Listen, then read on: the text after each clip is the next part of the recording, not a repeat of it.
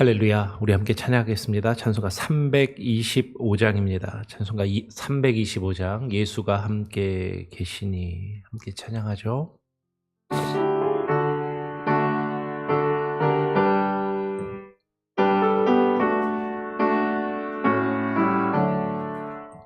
예수가 함께 계시니 시험이 오나 겁없네. 기쁨의 근원 되시니 예수를 위해 삽시다. 날마다 주를 섬기며 언제나 주를 기리고 그 사랑 안에 살면서 딴 길로 가지 맙시다. 이 세상 사는 동안에 주 이름 전파하면서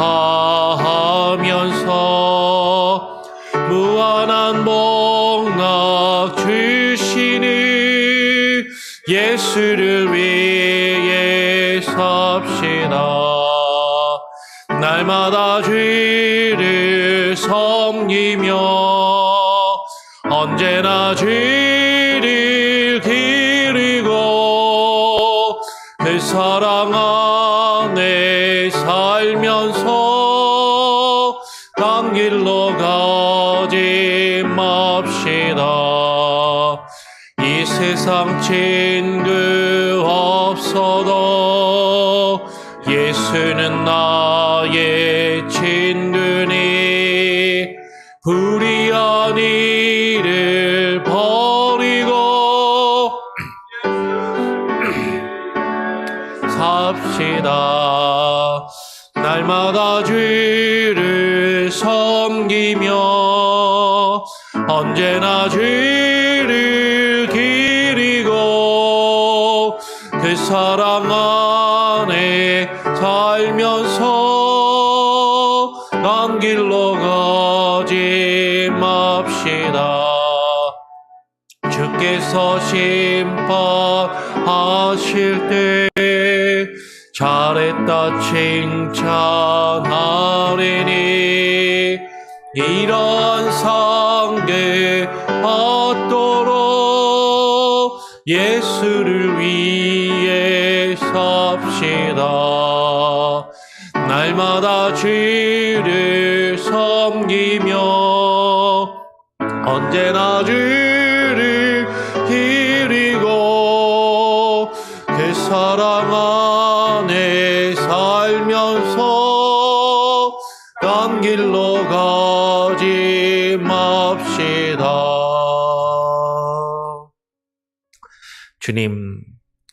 주님께서 늘 언제나 우리와 함께 하시고 동행하심을 우리가 깨달아 알게 하여 주시고, 아무리 우리의 삶 가운데 힘들고 어려운 순간이 우리에게 닥쳐온다 할지라도 주님이 우리와 함께 하심을 기억하며 주님을 의지하고 주께 모든 것을 맡기는 우리들 되게 하여 주시옵소서. 지쳐 쓰러 앉아 있을 때 무엇인가 주께서 우리에게 맡기신 그 일들을 감당하기에는 너무나도 버거운 마음이 들 때 주님께서 우리에게 다시금 다가오시고 말씀하시며 우리에게 새로운 힘과 능력을 부어주심을 깨달아 알게 하여 주시고, 오늘 이 시간 주님 앞에 나와 기도하며 또 주의 말씀을 읽고 묵상할 때 하나님께서 말씀 가운데 우리에게 부어주시는 새로운 힘과 능력을 또 충만히 얻고 하루를 시작할 수 있는 귀한 은혜가 우리에게 있게 하여 주시옵소서. 오늘 이 시간 주님 앞에 나와 기도하는 우리 성도들 한 사람 한 사람의 기도와 간구를 들으시고 주님 응답하여 주시며 주님의 은혜와 주의 말씀과 주의 뜻을 우리에게 허락하여 주시옵소서. 감사하며 거룩하신 예수 그리스도의 이름으로 기도합니다. 아멘. 오늘 함께 읽고 묵상할 말씀은 스가랴서 2장 전체인데요. 2장 1절부터 13절까지 같이 함께 읽어보도록 하죠. 스가랴서 2장 1절부터 13절까지 교독으로 함께 읽어보겠습니다. 내가 또 눈을 들어 본즉 한 사람이 측량줄을 그의 손에 잡았기로 네가 어디로 가느냐 물은즉 내게 대답하되 예루살렘을 측량하여 그 너비와 길이를 보고자 하노라 하고 말할 때에 내게 말하는 천사가 나가고 다른 천사가 나와서 그를 맞으며 이르되 너는 달려가서 그 소년에게 말하여 이르기를 예루살렘은 그 가운데 사람과 가축이 많으므로 성곽 없는 성읍이 될 것이라 하라. 여호와의 말씀에 내가 불로 둘러싼 성곽이 되며 그 가운데에서 영광이 되리라. 오라 너희는 북방 땅에서 도피할지어다. 여호와의 말씀이니라. 이는 내가 너희를 하늘 사방에 바람같이 흩어지게 하였음이니라. 여호와의 말씀이니라. 바벨론 성에 거주하는 시온아 이제 너는 피할지니라. 만군의 여호와께서 이같이 말씀하시되 영광을 위하여 너희를 노력한 여러 나라로 보내셨나니 너희를 범하는 자는 그의 눈동자를 범하는 것이라. 내가 손을 그들 위에 움직인즉 그들이 자기를 섬기던 자들에게 노략거리가 되리라 하셨나니 너희가 만군의 여호와께서 나를 보내신 줄 알리라. 여호와의 말씀에 시온에 따라 노래하고 기뻐하라. 이는 내가 와서 내 가운데에 머물 것임이라. 그 날에 많은 나라가 여호와께 속하여 내 백성이 될 것이요 나는 너의 가운데에 머물리라. 네가 만군의 여호와께서 나를 너에게 보내신 줄 알리라. 여호와께서 장차 유다를 거룩한 땅에서 자기 소유를 삼으시고 다시 예루살렘을 택하시리니 13절도 같이 읽죠. 모든 육체가 여호와 앞에서 잠잠할 것은 여호와께서 그의 거룩한 처소에서 일어나심이니라 하더라. 아멘. 예, 어제에 이어서 계속 스가랴 말씀을 읽고 묵상을 하기를 원합니다. 어제 새벽 예배를 못 드리시거나 또 어제 그 새벽 예배를 동영상으로라도 유튜브를 못 보신 분들은 꼭 어제의 내용을 보시길 바랍니다. 왜냐하면 어제 스가랴서의 어떤 배경에 대한 짧지만 그래도 대략적인 내용을 말씀을 드렸기 때문이죠. 그걸 다시 또 반복하기에는 시간이 부족하고 스가랴서가 어떠한 역사적인 상황 가운데서 어떠한 배경에서 기록되었는지를 알고 이 말씀을 읽어야 그래야 우리가 이제 말씀을 조금 그래도 이해하는 데 도움이 되기 때문인 것이죠. 근데 분명한 건 간략하게 이야기하면 이 스가랴서가 포로로 잡혀갔다가 돌아온 사람들이 예루살렘의 성전을 다시 무너진 그 솔로몬이 지었던 성전을 사라지고 없어지고 그 예루살렘의 성전을 다시금 짓기를 시작하였다가 그것을 방해하는 세력들 때문에 성전 건축을 멈추고 그 성전 건축이 스가랴서 1장 1절과 1장 7절에서 기록되었던 것처럼 다리오 왕 2년까지 멈췄다가 다리오 왕 2년에 학개나 스가랴와 같은 선지자들에게 하나님의 말씀이 여호와의 말씀이 임하시고 멈췄던 성전 재건축을 다시 시작하라라고 하는 그 상황 가운데 지금 이 말씀이 주어진다라는 것이죠. 그러니까 성전 건축에 대한 구체적인 내용은 좀 더 실제적인 내용은 학개서에 자세하게 기록이 되어 있고 오늘 이 스가랴서는 그 성전 건축에 대해서 이야기를 하는데 직접적으로 이야기하기보다는 환상을 통해서 묵시적으로, 비유적으로, 상징적으로 그렇게 이야기를 합니다. 그래서 이 스가랴서가 환상과 비유의 말씀으로 기록되어 있기 때문에 사실은 이게 무슨 이야기인지 딱 이해하기가 사실 쉽지 않을 수 있다라고 말씀을 드렸고, 그리고 이 환상과 비유가 멈춰졌던 수룹바벨 성전의 재건축, 그러니까 솔로몬 성전은 이미 사라지고 없어지고 두 번째 성전을 다시 지어야 한다라는 그 내용이 기본적인 내용인데, 이 환상을 읽다 보니까 오실 메시아에 대한 내용들이 기록되어 있다라는 것이죠. 그 부분을 오늘 우리가 조금 살펴보게 될 것입니다. 오실 메시아에 대한 그 내용을 우리가 한번 살펴보고,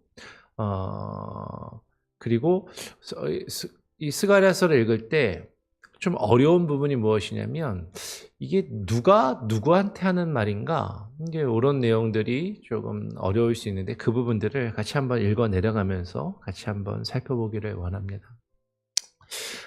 오늘 2장 1절은 이렇게 시작하죠. 내가 또 눈을 들어본즉, 여기서 지금 나는 누구냐면 스가랴 선지자예요. 스가랴 선지자가 눈을 들어서 보니까 또 하나의 환상을 보게 되는 거죠. 이게 세 번째 환상인 것이죠. 그 환상 가운데 한 사람이 측량줄을 그의 손에 잡았기로, 이 스가랴가 물어봅니다. 네가 어디로 가느냐? 뭐 하러 가냐? 라고 그렇게 물어보니까 그 측량줄을 손에 잡은 사람이 대답하되, 예루살렘을 측량하여서, 지금 예루살렘을 다시 지어야 되는 거잖아요. 성전을 다시 지어야 되는데 그 성전의 예루살렘 성의 너비와 길이를 보고자 하노라 하고 말하는 것이죠.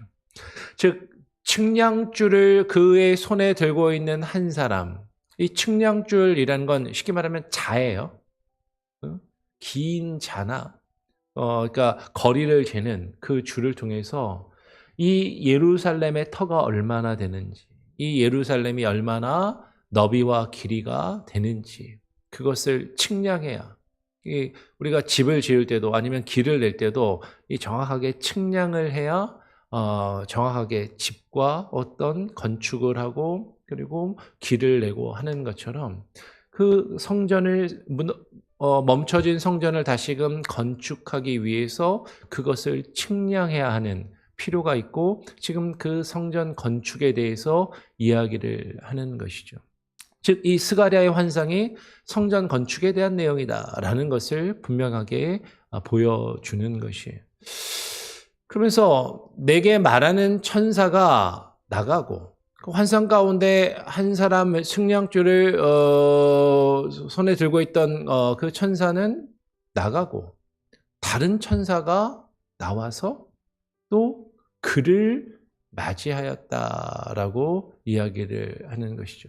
이 손에 측량줄을 들고 가는 그 천사를 다른 천사가 나와서 맞이합니다. 그러면서 뭐라고 말하냐면, 너는 달려가서 그 소년에게 말하여 이르기를, 예루살렘은 그 가운데 사람과 가축이 많음으로 성곽 없는 성읍이 될 것이라 하라라고, 그렇게 다른 천사가 그를 맞이하면서 이야기를 하는 것이죠. 그런데 그에게, 그 손에 측량줄을 들고 있던 천사에게 다른 천사가 와서 말하기를, 달려가면서 그 소년에게 말하여, 지금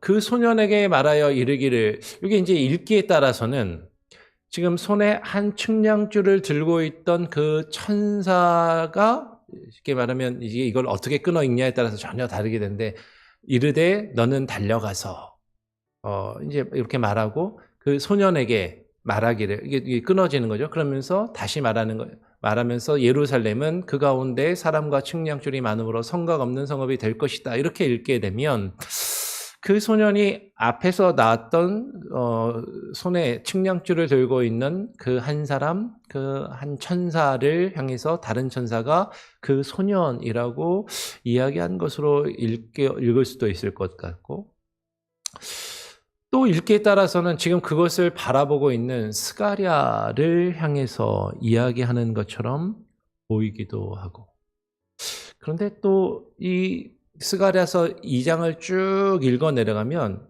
자꾸 뭐가 연상이 되냐면 앞으로 오실 메시아에 대한 어떤 내용이 언급이 되는 것으로 여겨지기 때문에 이 그 소년이 어떤 메시아, 앞으로 오실 그 메시아를 이야기하는 것으로 그렇게 생각이 되기도 합니다. 지금 우리말로 소년이라고 그렇게 번역이 되어 있지만 원문으로는 이게 아마 이제 나아르라는 단어를 썼을 텐데, 이게 영어 성경만 보아도 young people, young men이에요. 그러니까 소년이 우리 뭐 초등학교 다니는 주일학교 어린 아이를 이야기하는 것이 아니라 젊은이라고 보는 것이 더 정확하다라는 것이죠. 구약 성경을 보면 이 소년이라는 표현이, 이 나아르라는 단어가 대략 10대 후반에서 20대 초중반 이후까지, 넓게 잡아서는 30대 초반까지도 이 소년이라는 단어가 사용되고 있음을, 대상이 된다라는 것을 우리는 성경에서 살펴볼 수가 있어요. 그러니까 젊은 사람, 젊은 청년이라고 보는 것이 사실은 더 정확한 것이죠. 이 소년이 누구인가? 여기에 대해서는 그냥 한번 퀘스천 마크를 남겨두고, 근데 그에게 가서 뭐라고 이야기를 하냐면 이렇게 이야기를 해요. 예루살렘은 그 가운데에 사람과 가축이 많음으로 성곽 없는 성읍이 될 것이라 라고 그렇게 가서 말해라 라고 이야기를 하는 것이죠. 예루살렘이 성곽이 없는 성읍이 될 것이다. 여러분, 생명의 삶은 지금 보고 있는데, 생명의 삶 뒤에 보면은 뭐라고 해놨냐면 92쪽에 보니까는 그 뒤에 성곽 없는 성읍은, 4절에 나오는 성곽 없는 성읍은 성벽이 없는 시골의 작은 마을을 뜻하는데 라고 하면서 에스더 9장 19절을 지금 이제 인용을 하죠. 그러면서 귀한 공동체가 거주하는 예루살렘이 그러한 상태였다라고, 그렇게 성곽이 없이 보호가 안 되는 그런 상태를 말한다라고 설명을 해요. 근데 표현은 같지만 성벽이 없는 마을이라는 표현은 같은 것이지만 지금 맥락은 전혀 같지가 않은 것이거든요. 제가 생명의 삶은 우리가 작년 올해 이제 단체 구독을 해서 이렇게 살펴보면서 계속 드는 생각이 뭐냐면, 두란노가 예전 같지 않다라는 생각이 들어요. 두란노가 좀 옛날 같지 않고, 이제 그 하용조 목사님 돌아가시고 이지훈 목사가 담임이 되고, 그러면서 또 많이 변한 것 같고, 이 두란노가 예전 같지는 않다라는 그런 생각이 들면서, 좀 지금 여기 쌓여 있는 어떤 그런 해석이나 설명도 너무 단편적이고 좀 깊이 있는 내용을, 물론 짧은 지면에다 쓰기 때문에 자세하게 깊게 쓸 수는 없지만 그래도 좀 제대로 된 그런 내용들이 아니라 좀 엉뚱한 이야기들을 하는 것처럼 여겨질 때가 간혹가다, 늘 그런 건 아니지만 이렇게 좀 보입니다. 그래서 조금 이 부분은 여러분 성경을 읽을 때, 말씀을 읽고 묵상할 때 생명의 삶 같은 거 하나 읽고 난 이거 다 읽었다, 다 이해했다, 큐티했다, 그렇게 하시면 안 됩니다. 큐티는 그냥 성경 읽고 내가 읽고 싶은 대로 내 느낌대로 받아들이는 게 큐티가 전혀 아니에요.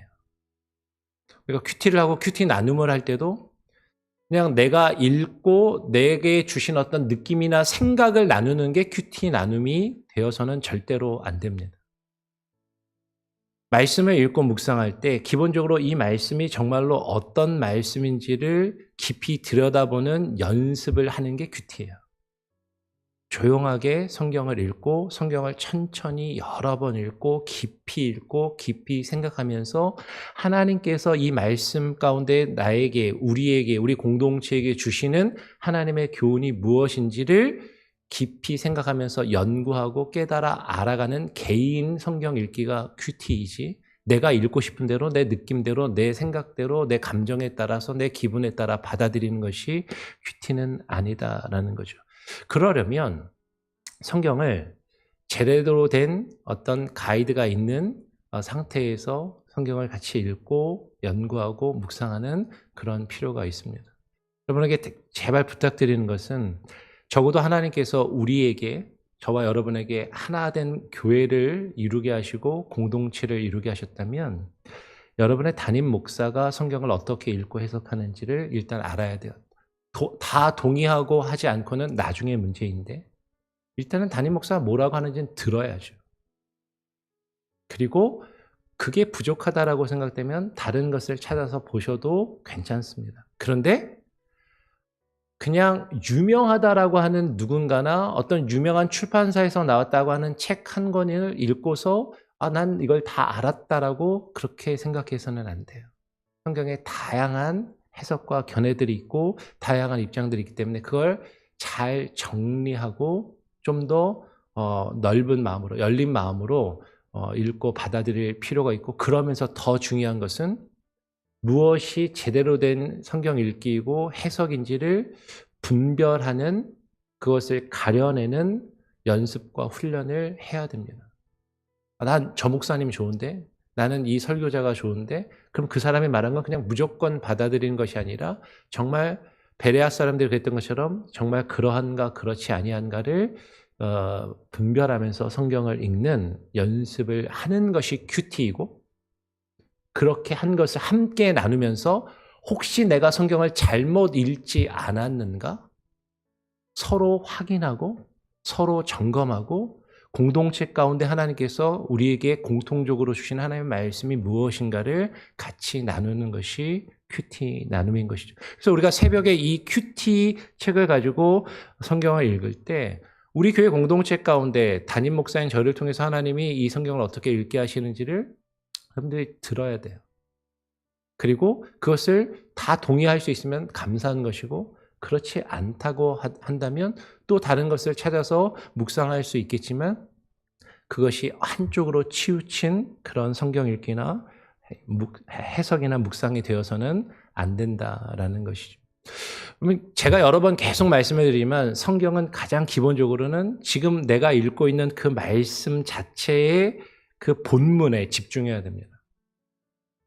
지금 스가랴서를 읽으면서 스가랴하고 멀리 떨어져 있는 에스더의 말씀을 가져다가 똑같은 단어, 똑같은 표현이 있다고 이게 이 뜻이거나라고 그렇게 읽고 해석하는 경우들이, 지금 말씀드린 것처럼 그런 경우들이 종종 있는데, 그게 성경 읽기를 할 때 이단들이 하는 가장 일반적인 방법 중에 하나예요.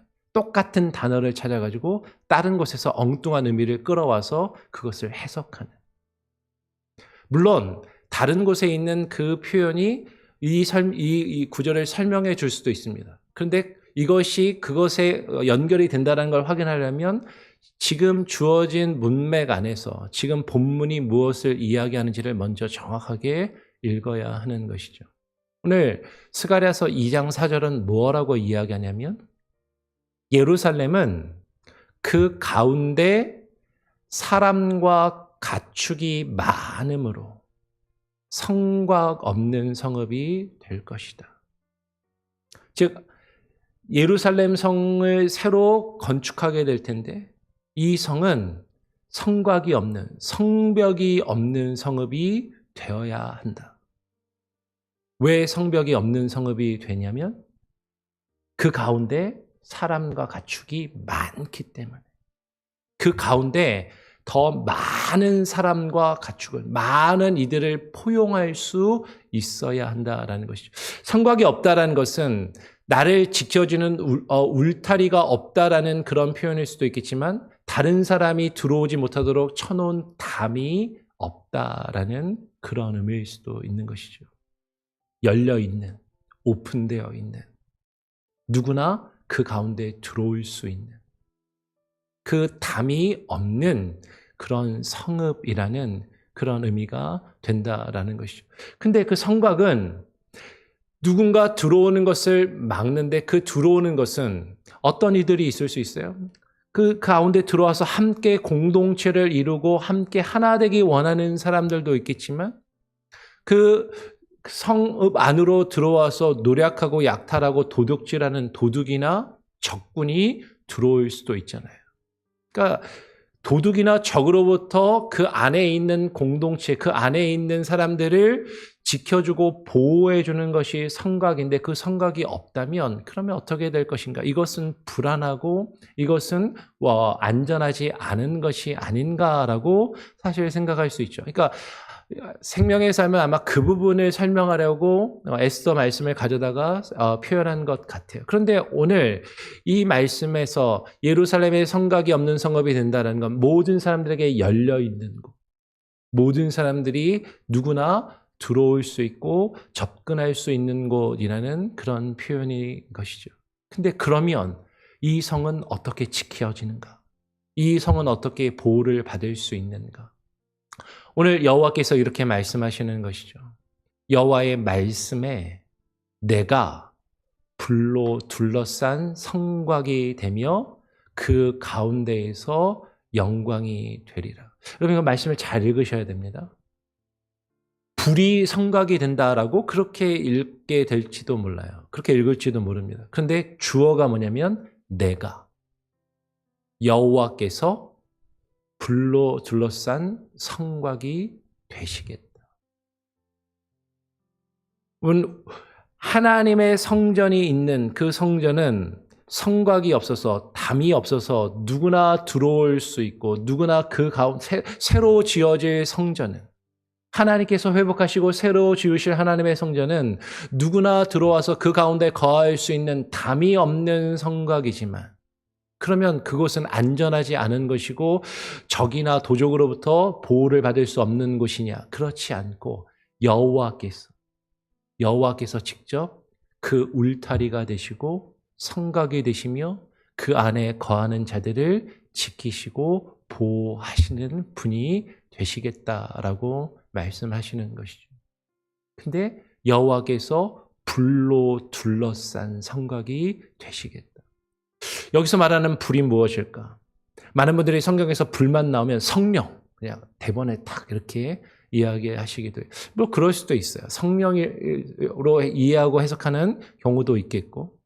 그런데 구약 성경이나 신약 성경이나 불이 성령하고 연결되는 경우도 있지만 하나님의 말씀하고 연결되는 부분이 더 많더라고요. 제가 다 찾아보니까. 불이 상징하는 바가 여호와의 말씀을 의미하는 경우가 많아요. 그래서 뒤에 보면 6절, 7절에도 이렇게 이야기하죠. 오호라 너희는 북방 땅에서 도피할지어다 여호와의 말씀이니라. 이는 내가 너희를 하늘 사방에 바람같이 흩어지게 하였음이니라 여호와의 말씀이니라. 여호와께서 말씀으로 그 백성들을 부르시고 그들과 언약을 맺으시고 하나님의 통치와 다스리심 안에 거하게 하시며 그 말씀이 그 백성을 지배하고 다스리는 그 울타리가 그들을 지키고 보호하는 성곽이 되시겠다라고 말씀하시는 것으로 보인다라는 거죠. 하나님께서 지금 바벨론에 하나님께서 그 백성들을 하나님의 뜻을 거역하며 불순종하였던 그들을 바람같이 흩으시고 이방 땅에 보내셔서 그곳에서 포로살이를 70년간 하게 하셨지만 여호와께서 다시 말씀으로 그들을 부르시며 그들과 새로운 언약을 맺으시고 그들을 통하여 하나님의 새로운 성전을 예루살렘 성을 건축하기를 원하고 계신다라는 것이죠. 지금은 예루살렘에 거주하는 시온아, 바벨론 성에 거주하는 시온아, 이제 너는 그 바벨론을 떠나서 그것을 피하여서 예루살렘으로 돌아와서 하나님의 성을 다시 세우고 건축하라라고 말씀을 하시는 것이죠. 그러면서 오늘 이어서 8절, 9절에 이렇게 말씀합니다. 만군의 여호와께서 이같이 말씀하시되 영광을 위하여 나를 너희를 노력한 여러 나라로 보내셨나니 너희를 범하는 자는 그의 눈동자를 범하는 것이라. 갑자기 이상해져요. 여호와께서 말씀하셨는데 영광을 위하여 너희를 노력한 여러 나라로 나를 보냈다. 여호와께서 말씀하시는데 나를 보냈다라고 말씀하시는 거죠. 성경을 읽다 보면 이게 누가 하는 말인가, 누가 누구에게 하는 말인가를 잘 구별해서 읽어야 되는데 이게 좀 어려워요. 왜냐하면 우리말은 지금도 많이 그렇지만 요새 한국말이나 우리가 쓰는 현대 영어는 주어를 분명하게 써주는 그런 게 이제 딱 자리를 잡았거든요. 말하는 사람이나 듣는 사람이 헷갈리지 않도록, 듣는 사람이 헷갈리지 않도록, 읽는 사람이 헷갈리지 않도록 주어를 명확하게, 현대 한국어나 현대 영어는 그렇게 자리 잡았는데 우리말은 아직도 구어는, 일상적인 말에는 주어를 생략하고 많이 말하잖아요. 주어 없이. 근데 옛날 말들은, 성경에 쓰여있던 이 히브리어나 옛날 말들은 주어 없이 동사만 가지고 그냥 이야기를 하거든요. 그러니까 이게 정확히 누구에게 하는 말인지 헷갈릴 수가 있습니다. 그런데 지금 하여튼 보면 여호와께서 말씀하신다라고 번역해놨는데 여호와께서 나를 보냈다라고 이야기를 하세요. 9절에도 그럽니다.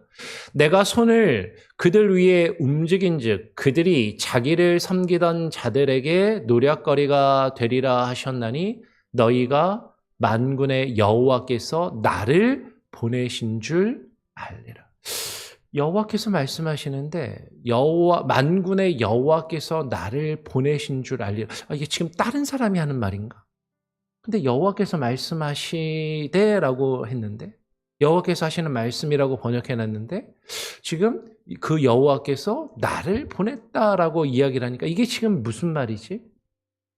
말이 안 되는 것처럼 그렇게 보이는 거죠. 근데 이 표현이 계속 반복이 되는 거죠. 8절, 9절에도 그렇고 10절, 11절에도 만군의 여호와께서 나를 너에게 보내신 줄 알리라. 이게 그냥 실수로 한번 잘못 표현된 게 아니라 똑같은 표현이 2번, 3번 계속 반복된다라는 건 이게 지금 강조되고 있다라는 거예요. 여호와께서 보내시는 자. 여호와께서 말씀하시는데 여호와께서 나를 보냈다. 이거 상당히 묵시적이고 상당히 메시아적이다. 즉 여호와께 보냄을 받을 메시아에 대한 말씀이라고 이것을 읽고 해석할 가능성이 보인다라는 거죠. 그러면서 여기에 상당히 신학적인 의미가 담겨집니다. 여호와 자신을 보내시는 거예요. 우리가 신학적으로 삼위일체 하나님을 이야기할 때 성부 하나님이 성자 그리스도를 보내신다라고 표현하거든요. 성자 그리스도는 아버지 하나님으로부터 보냄을 받으신 분이라고 표현이 돼요. 그러니까 지금 그 의미가 여기 에스겔서에 담겨 있는 거죠. 여호와께서 나를 너에게 보내신 줄 알리라. 여호와의 말씀에 시온에 따라 기뻐하고 노래하라. 이는 내가 와서 너 시온 가운데 머물 것입니다. 여호와께서 자신을 보내시는데 여호와께 보냄을 받은 그분이 오셔서 그 시온 가운데 그 백성과 함께 머물게 될 것이다. 그분이 오셔서 그분이 그 백성 가운데 머무는 그날에 많은 나라가 여호와께 속하여 내 백성이 될 것이고 나는 너의 가운데. 너는 시온을 이야기합니다. 하나님의 백성의 공동체. 새로 지어질 그 예루살렘 가운데 여호와께서 보내신 자, 여호와로부터 보냄을 받은 자, 그 메시아, 그 그리스도께서 오셔서 우리 가운데 거하실 때 우리가 하나님의 백성이 되고 하나님이 우리 가운데 머무는 그 은혜를 경험하게 될 것이라는 것이죠. 여호와께서 장차 유다를 거룩한 땅에서 자기 소유를 삼으시고 다시 예루살렘을 택하시리니 무너진 예루살렘, 무너진 하나님의 성전을 다시 세우시고 그 예루살렘에 하나님께서 택하시고 그 유다의 자손으로 오실 메시아를 통하여 그 유다를 회복하시고 하나님의 소유를 삼으실 것을 말씀한다라는 것이죠. 그러면 모든 육체가 여호와 앞에 잠잠하게 될 것인데 그것은 여호와께서 그의 거룩한 처소에서 일어나심이니라 하라라고 여호와께서 말씀하셨더라. 이것이 여호와의 말씀이라는 것이죠. 여호와께서 하나님의 백성들을 통하여 무너진 하나님의 성전을 다시 건축하시고 세우시며 여호와로부터 보냄을 받은 하나님의 메시아가 그리스도가 오셔서 그 가운데 거하시며 그들이 하나님의 백성으로 다시금 회복되는 그 놀라운 역사가 이루어질 것이라는 그 환상이 지금 기록되어 있다라는 것이에요. 우리는 이 에스겔의 말씀을 다시 잘 묵상하면서 그 성은 성곽이 없는, 담이 없는, 누구에게나 열려있는, 누구나 하나님의 그 언약의 공동체 가운데 들어가 하나님의 백성으로 여겨지며 세워질 수 있는 그 공동체라는 것을 우리가 그 백성으로 우리가 그 성에 들어갈 수 있게 되었음을 이 말씀이 우리에게 이야기하고 있다라는 것이죠. 설명하다 보니까 시간이 조금 갔는데요.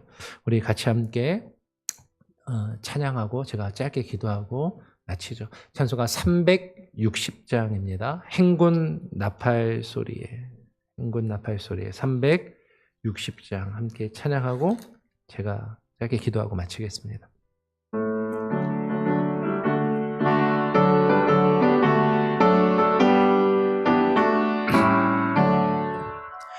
행군 나팔 소리에 주의 호령 나으니 십자가의 근기를 높이 들고 나가세 선한 싸움 다 싸우고 의의 면류관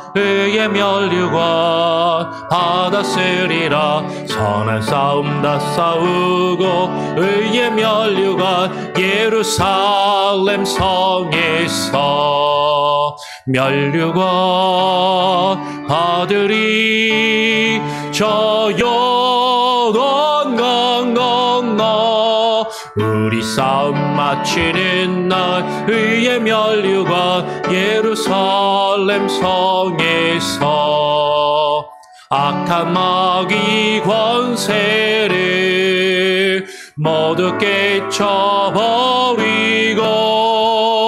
승리하신 주님과 승전가를 부르세 선한 싸움 다 싸우고 의의 면류관 받았으리라 선한 싸움 다 싸우고 의의 면류관 예루살렘 성에서 면류관 받으리 저 요단 강 건너 우리 싸움 마치는 날 의의 면류관 예루살렘 성에서 달려갈 길 다 가고 싸움 모두 마치니 주와 함께 기쁨을 용사들 하늘이세 선한 싸움 다 싸우고 의의 면류관 받았으리라 선한 싸움 다 싸우고 의의 면류관 예루살렘 성에서 면류관 받으리 저 요단 강 건너 우리 싸움 마치는 날 의의 면류관 예루살렘 성에서 하나님 우리를 부르셔서 하나님의 성전을 하나님의 집을 하나님의 교회를 세우시며 그곳에 하나님의 통치하심을, 하나님의 다스리심을 받는 주의 백성들을 불러 모아 하나님의 나라를 세우기 원하시는 그 하나님의 뜻을 우리가 깨달아 알게 하여 주시옵소서. 우리를 통하여 세우실 그 새 예루살렘, 그 하나님의 도성에서 우리가 하나님께서 우리에게 주시는 그 생명의 면류관을 얻고 누리며 그 하나님의 영광을 바라보고 함께 기뻐하며 하나님을 찬양하며 예배하는 주의 백성들 되기를 원합니다. 하나님, 우리를 통하여 그 일을 이루시기를 원하실진데 우리에게 주어진 수많은 환경과 그리고 수많은 문제들, 수많은 어려움들로 인하여서 주께서 우리에게 맡기시며 우리를 통하여 이루시기 원하시는 그 하나님의 집을 세워가는 그 일을, 그 성전을, 참된 하나님의 성전을 세워가는 그 일을 우리가 멈추지 않게 하여 주시고 다시금 그 성전을 세우기를 시작하며 우리에게 맡기신 그 일들을 감당케 하여 주시옵소서. 지치고 낭망할 때 너무나도 많은 사람들이 나를 알아주지 않고 오해하며 그리고 나를 비난하고 조롱하는 그 순간에 힘들고 괴로워 지쳐 쓰러워져 있는 것이 아니라 우리 안에 주님이 계시고 주님이 우리에게 다가오셔서 우리에게 새 힘과 능력을 부어주시며 우리를 통하여 주의 손과 발이 되어 주의 일을 감당하게 하시는 그 놀라운 일들을 우리가 경험하며 주님께서 우리를 사용하시고 우리를 통하여 주께서 일하시고 역사하심을 깨닫게 하시며 경험케 하시고 우리 자신을 주님께서 사용하시도록 온전히 내어드릴 수 있는 우리가 되게 하여 주시옵소서. 오늘 읽고 묵상한 이 말씀을 깊이 읽고 묵상하여 깨달아 알게 하여 주시고 우리 스스로 담을 치지 않게 하시고 우리 스스로 나 자신을 지키고 보호하려고 담을 치며 나에게 우리 공동체 가운데 다가오는 이들을 거부하며 밀어내는 것이 아니라 우리 가운데 있는 담을 헐어버리게 하여 주시고 열린 마음을 가지게 하여 주시고 하나님 많은 이들을 품고 포용하는 참된 예배의 공동체로 신앙과 믿음의 공동체로 하나님의 나라로 세워져 가게 하여 주시옵소서.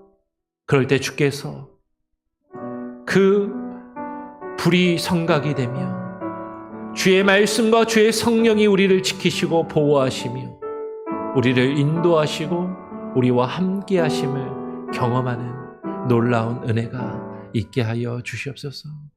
하나님이 우리의 울타리가 되시고 하나님께서 우리의 경계가 되시며 하나님께서 우리를 지키시고 보호하심을 깨닫게 하여 주시옵소서. 눈에 보이는 우리가 만든 성곽으로 담을 치고 나 자신을 그 안에 가둬두는 어리석음이 없도록 하나님 우리의 마음을 새롭게 하시고 열려지게 하여 주시옵소서. 오늘 이 시간 주의 말씀을 또 읽고 묵상하며 기도함으로 하루를 시작하오니 주님 함께하여 주시옵소서. 모든 것을 주께 맡기고 위탁드리오며 우리 구주 예수 그리스도의 이름으로 기도합니다. 아멘. 자유롭게 기도하시기를 바랍니다.